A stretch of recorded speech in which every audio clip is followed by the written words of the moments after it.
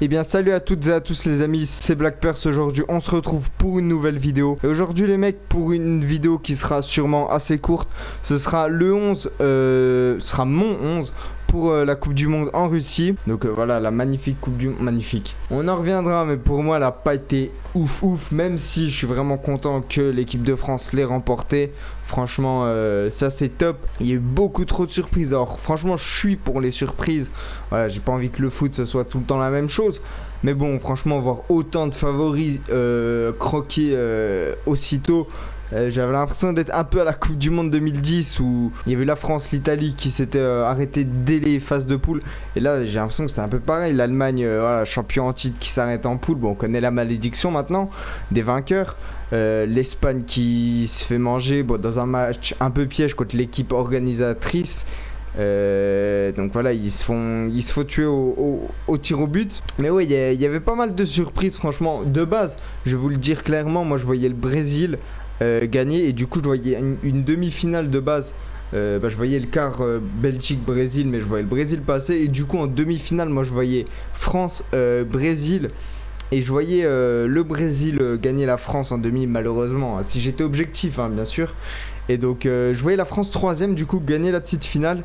Et en finale, un Brésil-Espagne ou Brésil-Allemagne. J'avais pas encore trop de préférence entre Espagne et l'Allemagne, mais voilà. Et le Brésil gagnait la Coupe du Monde. Donc c'était mon pronostic. Je me suis légèrement trompé quand même. Bon, après, il y a eu pas mal de favoris, voilà, qui ont fait n'importe quoi, mais bon, je suis quand même content que la France ait gagné la Coupe du Monde. Et donc les mecs, on va revenir sur mon 11. Donc bien sûr, dites-moi en commentaire votre 11 préféré. Donc au cage, j'ai mis Thibaut Courtois. Pour moi, ça a été le gardien, franchement, de cette Coupe du Monde. Même si Lloris aussi a fait une énorme Coupe du Monde. En demi, je suis persuadé qu'on bat la Belgique grâce à lui parce qu'il sort des parades mais monstrueuses. J'ai en tête la frappe de Bruyne, je crois, où il tire un peu en pivot, ça part limite dans la lucarne.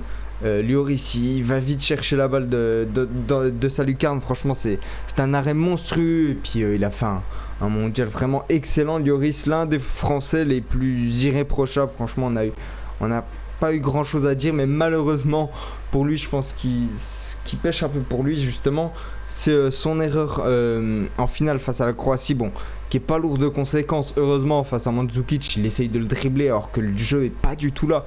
Il doit partir à droite, mais il revient sur son côté gauche et Mandzukic pousse la balle au fond. Je pense que c'est ça qui lui coûte son titre de meilleur gardien du mondial. Et au final, c'est Courtois qui l'a parce que lui, il a fait vraiment zéro erreur. Il a fait, ouais, que un sans faute, franchement, pour Courtois. Donc c'est pour ça que franchement je mets Courtois en gardien, même si Lloris aurait pu y être. En latéral gauche, je mets Hernandez. Franchement, bonne révélation. Parce que voilà, j'ai pas regardé tous les matchs de l'Atlético. Donc c'est vrai qu'on en parle un peu quand on est français. Voilà, en Espagne ça en parle un peu. J'ai dû regarder moins d'une dizaine de matchs de l'Atlético. C'est vrai qu'il y a beaucoup Filipe Luis titulaire. Et donc Lucas Hernandez, je l'ai pas trop vu jouer encore, à part en équipe de France. Mais ça a été une belle révélation, très régulier. Voilà, un vrai défenseur gauche, pas super offensif, je trouve, par rapport à un Mendy par exemple. Mendy, lui, il est vraiment offensif. Lucas Hernandez, je le trouve franchement assez régulier. Il va pas non plus trop en attaque, il reste bien défensivement, il fait bien ce travail défensif. Et quand il faut se projeter, faire des très bons centres, faire des très belles accélérations. Là, j'avais une en image. Je crois que c'est contre l'Italie en préparation, où il part tout seul sur son côté gauche. Donc voilà, quand il faut se projeter, il sait le faire. Pareil, la grosse frappe de Pavard. C'est un centre d'Hernandez, donc qui va de l'autre côté complètement. Donc franchement, un bon défenseur gauche. Et j'avais pas trop de concurrence avec lui. Dans l'axe, les mecs, je pense que j'étais obligé de mettre Raphaël Varane pour tout ce mondial. Franchement, il a fait un travail défensif exceptionnel. Il a été serein, costaud, même offensivement. Par exemple, son but face à l'Uruguay en quart de finale qui débloque la situation. Et donc voilà, franchement, il n'y a pas grand chose à dire sur le mondial de Raphaël Varane. Il a été exceptionnel. Et donc pour lui, ça fait le doublé Coupe du Monde et LDC, même si Je le vois pas Ballon d'Or quand même, mais bon, on va dire qu'il est régulier. Et moi, j'avais un peu de mal avec Varane depuis quelques années. C'est que je le trouvais très bon il y a 2 ans, environ 2-3 ans. Et je trouvais qu'il avait un peu stagné. Il s'était pas trop amélioré. Et il était vraiment bon à côté de Ramos, voilà. Et je le trouvais pas super serein. Des fois, il faisait des fautes, des erreurs un peu bêtes. Et c'était grâce à sa vitesse qu'il arrivait à compenser ses erreurs et qu'on disait ouais c'est un bon défenseur. Mais au final moi je le trouvais pas non plus exceptionnel. Mais là franchement il m'a fait mentir dans ce mondial parce qu'il a été très bon. À côté les mecs j'ai mis Harry Maguire. Voilà, il fallait des Anglais. J'aurais pu mettre Samuel Umtiti aussi franchement. Mais j'ai voulu féliciter Harry Maguire qui a été très bon. Je vais pas vous mentir, quand je voyais le 11, alors Harry Maguire, je l'ai déjà vu jouer avec Leicester, il n'y a pas de galère sur ça. Mais quand je voyais le 11 de l'Angleterre, pour moi, limite le point faible, c'était Maguire. Au final, non. C'était même peut-être l'un des points les plus positifs avec Pickford aussi. Mais genre, défensivement, j'ai trouvé que c'était le plus solide des trois axos avec Walker et Stones.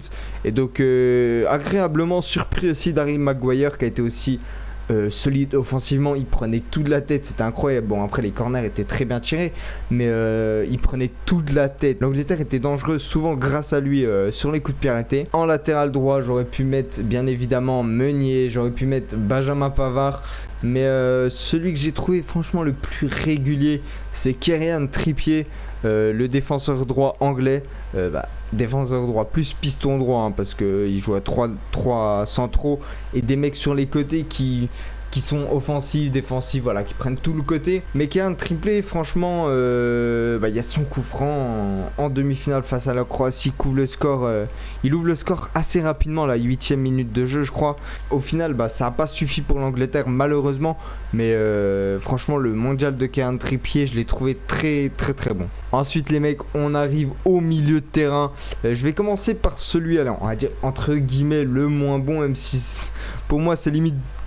Ils sont dans les meilleurs joueurs du mondial, les trois. Mais on va commencer par Paul Pogba, voilà, qui a été beaucoup critiqué en France et j'ai été le premier à le critiquer, il n'y a pas de problème sur ça. Et je continue quand même à le critiquer parce que, alors Paul Pogba c'est un meneur, c'est un leader, il n'y a pas de problème. Mais je le trouve trop irrégulier, voilà. En club, je sais qu'il était monstrueux à la Juventus, mais à United c'est moins ça. Il faut qu'il soit percutant. Et dans cette Coupe du Monde, il l'a quand même bien montré. Voilà, je pense à son but plus que chanceux contre l'Australie, bien sûr.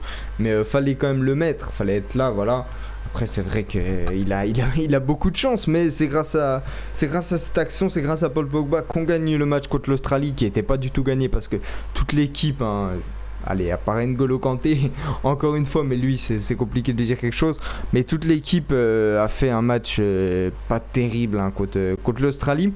Donc heureusement que Paul Pogba était là et pareil dans le vestiaire, là, on sait que c'est un meneur, ça on le savait déjà. Ceux qui ne le savaient pas, je sais pas où vous étiez, mais on sait que Paul Pogba, entre guillemets, c'est une grande gueule, voilà. Il n'hésite pas à parler, à dire les choses, qu'on aime ou qu'on n'aime pas, voilà. C'est quelqu'un qui prend vite la parole, qui est pas timide, qui a pas de filtre, on va dire, et qui n'hésite pas à dire les choses. À côté, je suis déjà revenu dessus, l'un de mes joueurs préférés, N'Golo Kanté, un joueur simple. Tu l'entends pas parler, le petit N'Golo, mais il est là sur le terrain, il court, il fait des quinzaines de kilomètres par match, c'est celui qui court le plus, il est partout, ses interventions c'est propre, c'est un mec qui parle pas, qu'en fait pas trop, un joueur simple, voilà, un joueur comme je les aime, qui fait son taf tout simplement. Et donc Kanté, il y a rien à dire encore, hein. Une nouvelle fois il a été propre, sûrement l'un des joueurs français je pense. Je réfléchis mais je pense que ça a été l'un des joueurs français les meilleurs, voire le meilleur pour moi joueur français de ce mondial. À côté les mecs, j'ai mis Luka Modric, donc lui voilà, on sait, un milieu de terrain du Real Madrid. Vainqueur de la LDC, il en a gagné 4 LDC, ça 4 LDC, Luka Modric. On a pu présenter, hein, il est à la trentaine, mais bon, ce qu'il fait encore à son âge, après il a pas non plus 40 ans, mais ce qu'il fait encore, c'est vraiment bien. Luka Modric, il a eu le titre du meilleur joueur. Alors moi je l'aurais peut-être pas donné à Modric. Il est dans mes trois meilleurs joueurs du mondial. Là, il n'y a pas de problème. mais je l'aurais peut-être pas donné à Modric. Mais il a été excellent, il a porté la Croatie à, on va dire, à lui tout seul, parce que franchement moi la Croatie, il y en avait qui étaient en mode ouais la Croatie, grosse équipe et tout. Moi la Croatie je les ai pas trouvés terribles tout au long du mondial, voilà. Ils avaient une poule pas non plus difficile. Ok, les gens ils vont dire ouais, il y avait l'Argentine. Moi, l'Argentine, voilà, j'ai trouvé qu'ils ont fait un mondial de mort. Ouais, on dit les choses comme on peut dire les choses comme ça. L'Argentine, c'était pas du tout fou. Ils ont même été nuls. Ils méritent même pas de passer les poules, franchement. Après, le cœur y est, voilà. J'aime Léo Messi. J'étais content qu'il passe les poules, mais franchement, quand tu regardes, il mérite pas de passer les poules. C'est un sélectionneur nul. Bref, on n'est pas là pour parler de l'Argentine. Mais Luka Modric a été le meilleur Croate et de loin. S'il n'y a pas Modric, la Croatie, je sais pas où ça va, mais ça va pas très très loin, je pense. Et donc, il mérite d'être dans mon 11 tout simplement. À droite, s'il fallait mettre un attaquant de l'équipe de France, bien évidemment, je pense que c'est le meilleur attaquant français d'une attaque. Voilà, je sais que je vais sûrement me faire des ennemis, mais d'une attaque qui m'a pas du tout plu. Voilà, Giroud, j'en pouvais plus. Alors, les gens, ils sont en mode ouais, il fait les efforts défensifs, ça va. Il est revenu 2-3 fois en défense. Attendez, il loupe 20 occasions par match, il crée aucun jeu, il va à 2 à l'heure, j'en peux plus, il ralentit les actions. Et Giroud, j'en peux plus. Giroud, VGG, allez, Rourou, et baisse ta mère, nul. Griezmann, voilà, ok, il a des belles stats sur cette Coupe du Monde, 3 buts de passes décisives, je crois. Mais ça va, il a marqué des pénaux, la frappe contre l'Uruguay, Muslera, il se trompe complètement, tu peux pas faire ça. Après les ballons maintenant, je vais pas revenir sur le sujet, mais pour moi c'est des ballons de volley, voilà. N'importe qui peut mettre des longs shots. Et voilà, donc Mbappé, on va dire qu'il est dans mon 11, mais je vais encore me faire des ennemis, mais c'est grâce à ses qualités physiques. Parce que dans le jeu, je sais pas, moi j'ai du mal. Alors, ok, il fait 2-3 bons crochets, mais à côté d'un Hazard par exemple, hein, je vous prends un exemple au hasard bien sûr, sans mauvais jeu de mots, mais à côté du jeune Eden, dans le jeu c'est pas ça Mbappé. Moi je sais pas, il me fait pas rêver de ouf. Alors, il court, il y a pas de problème sur ça, il va à 6000 à l'heure. Ses qualités physiques, il y a pas de problème, il est physique, il a une frappe de balle super bien, mais ouais, moi c'est pas un joueur qui me fait rêver Mbappé, excusez-moi de dire ça comme ça, mais genre contre l'Argentine, il fait un gros, on va dire gros match, parce que les Argentins ils lui donnent beaucoup trop d'espace. Roro, sa faute, il doit pas la faire, c'est catastrophique. Donc voilà, moi Mbappé fait un gros match contre l'Argentine, c'est pas parce qu'il est monstrueux.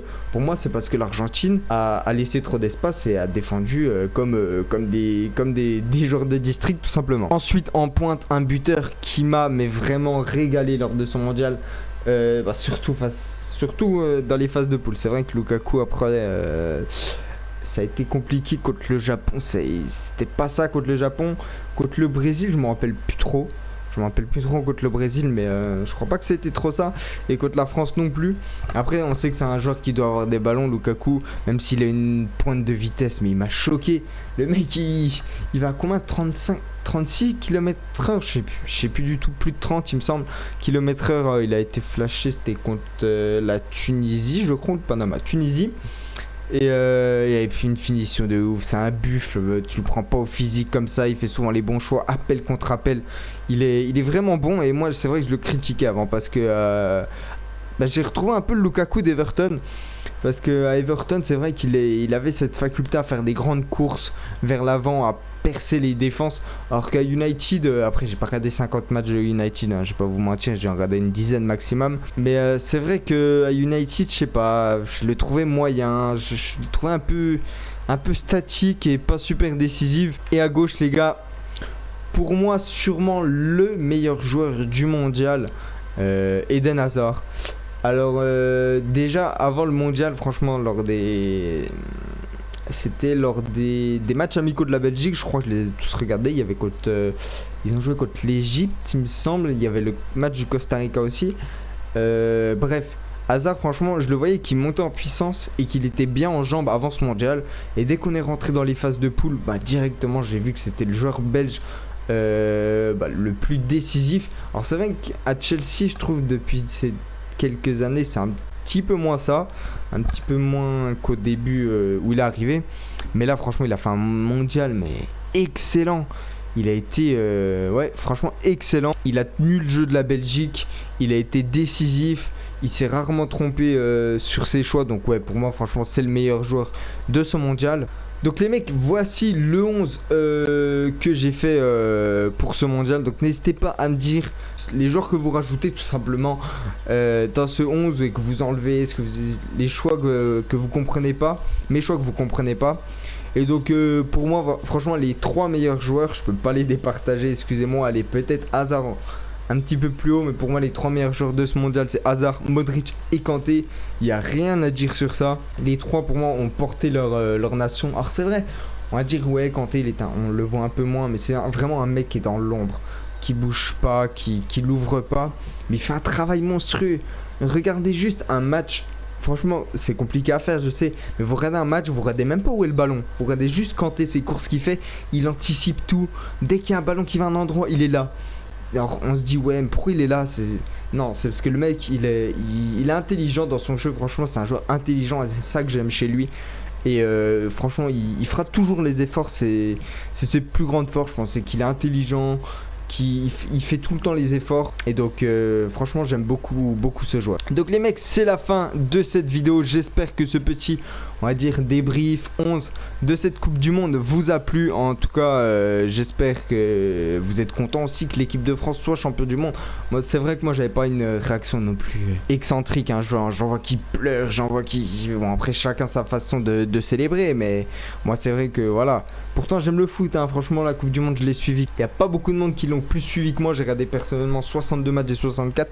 Les 2 matchs que j'ai pas pu voir, bah malheureusement j'étais au travail. C'était Croatie-Nigeria et Pérou-Danemark, je crois que j'ai pas vu. Voilà, ça doit être les 2 matchs que j'ai pas vu encore. Des fois sur le smartphone, voilà, sur l'iPhone j'ai un peu regardé quelques actions. Bien sûr j'ai regardé les résumés, mais c'est les 2 matchs, on va dire entre guillemets, que j'ai pas trop suivi. Alors que les autres matchs, vous inquiétez pas, hein, tous les matchs, même les Nigeria-Islande, j'étais devant, il n'y a pas de souci sur ça. Donc les mecs, j'espère que cette vidéo vous a plu. Moi je vous dis à la prochaine. C'était Black Purse, ciao ciao.